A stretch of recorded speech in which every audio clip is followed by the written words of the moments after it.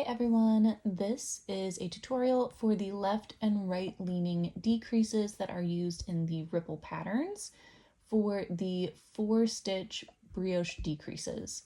So in my ripple patterns, because they have the wavy edges, I have this kind of knit column dominant in the decreases. So when we need to decrease out 4 stitches, we just do things a little bit differently than the traditional brioche center stacked 4-stitch decrease.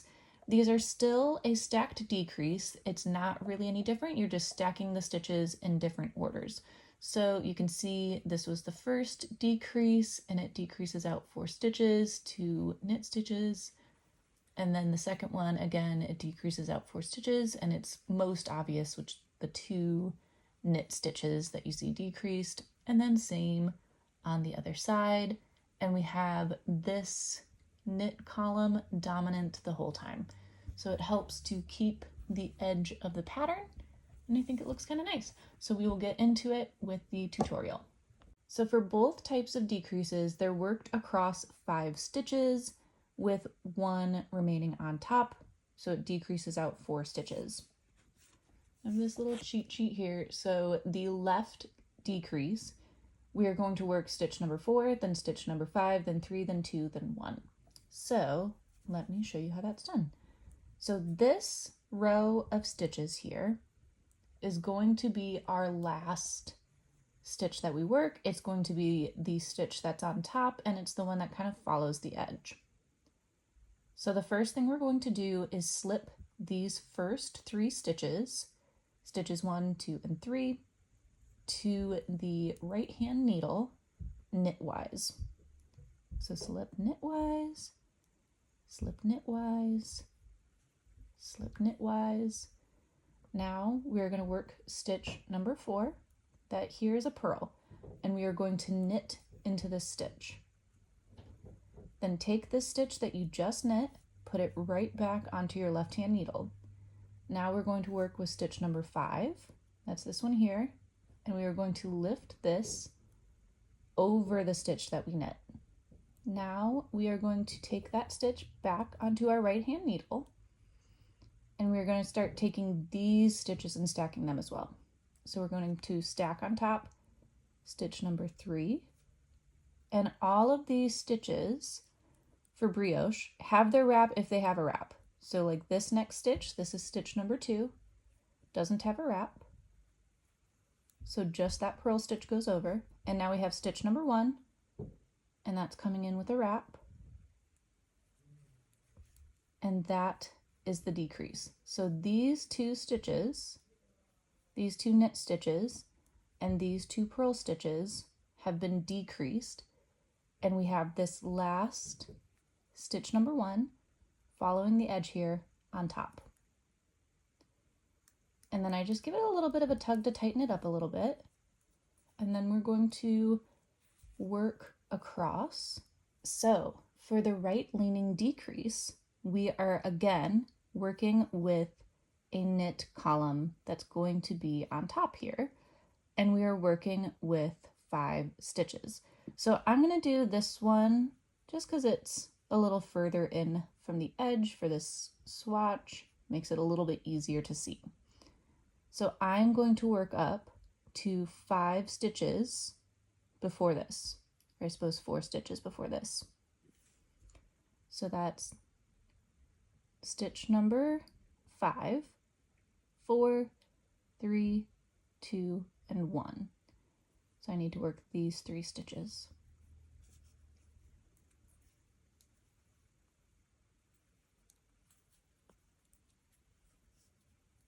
Okay, so this is the knit column that I'm going to be using, and these are the 5 stitches. So 1, 2, 3, 4, and 5.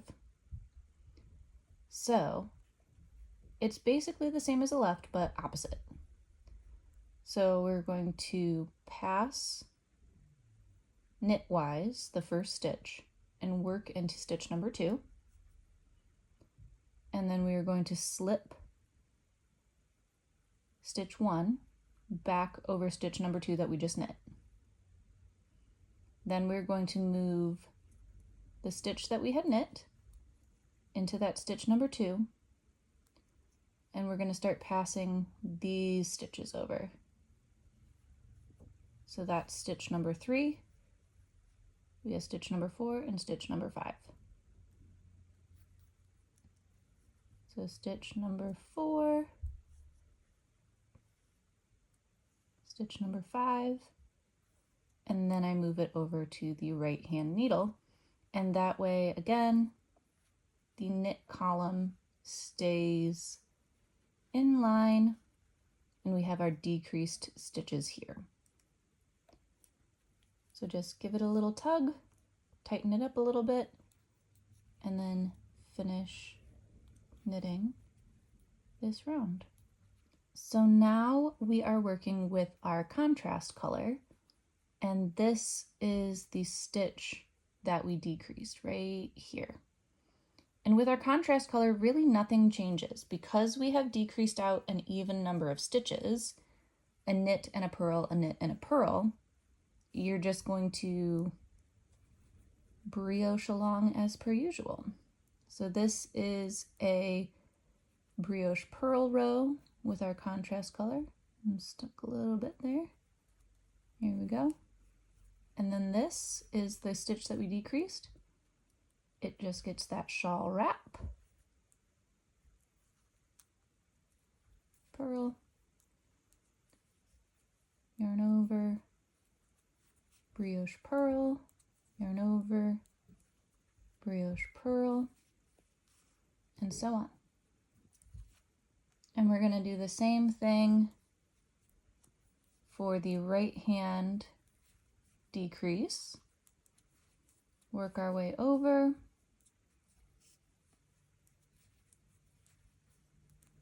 and not much is going to change here. You're just going to keep slipping and brioche purling, and this is our decrease stitch, and we slip it like usual, purl, slip, purl.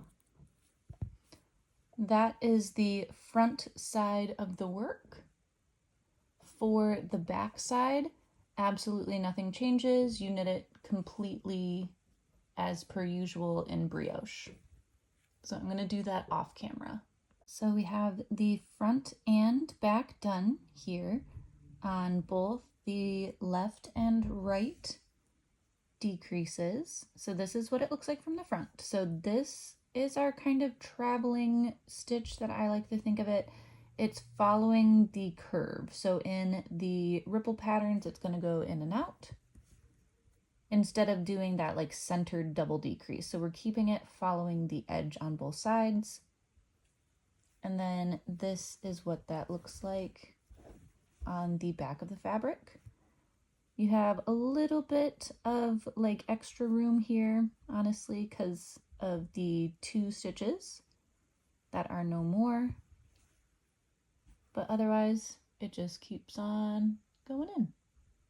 So I'm going to show you one more time what that looks like following this stitch. So we are going to show this again so you can see what it looks like with another decrease following here with this decrease that we've already done. So we're going to do left first, main color,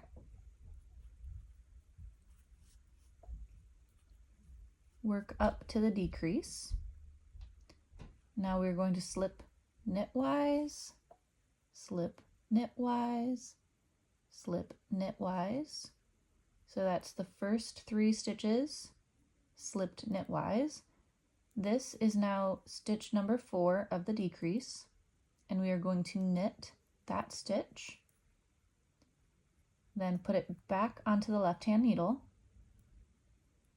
take stitch number 5, pass that over. Now we are going to take the stitch that we had originally knit, put it back on the right hand needle, and now we're going to pass over stitch number 3, stitch number 2, and stitch number 1. And that's what keeps this column of knit stitches on top. So I'm going to work myself over to the right hand decrease. For the right hand decrease, you have to count stitches out. In the pattern, there would be a stitch marker here, right? But we can see this is the column of knit stitches that we are following. We need this stitch, 2, 3, 4, and 5.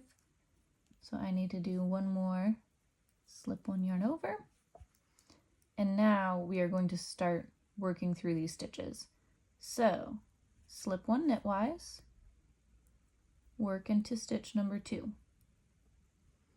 Now take the stitch that you had passed over, pass it over that stitch that you just knit, and I'm going to move this over to the left hand needle just to make it a little easier.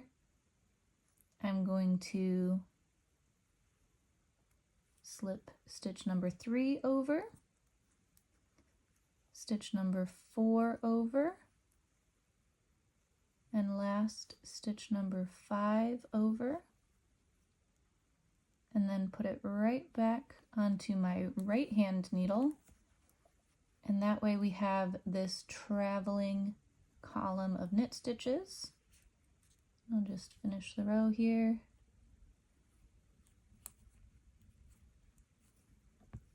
And that's what that looks like. So we have this as the top stitch. These were the decrease stitches. This was the first decrease. And I'll just go through and knit with the contrast color. So now we have the contrast color. We're just going to go in. And basically nothing changes for the contrast color. This was that first decrease. I'm going to slip it. And this is our brioche purl row, of course.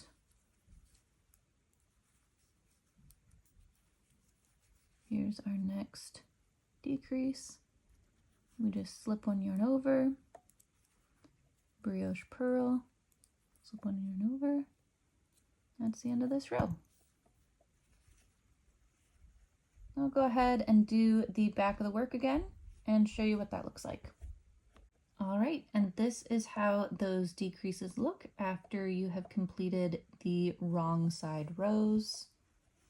I really like that they follow the edges. I think it has a really nice look, and it is used in a few of the ripple patterns.